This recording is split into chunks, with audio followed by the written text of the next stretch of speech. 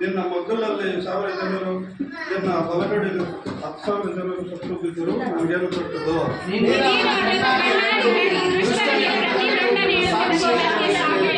ಯೆಹೋವನೇ ನನ್ನ ಶರಣನು. ಪರಸ್ಪರನು ನಿವಾಸ ಸ್ಥಾನ ಮಾಡಿಕೊಂಡಿದ್ದಿ ಎಲ್ಲ.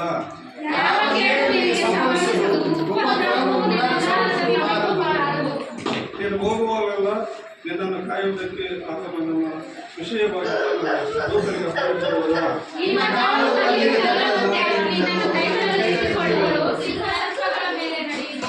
ವಾಯದ ಸಿಂಹವನ್ನು ಘಟ ಸರ್ಪವನ್ನು ತುಳಿದು ಬಿಡಿದೆ.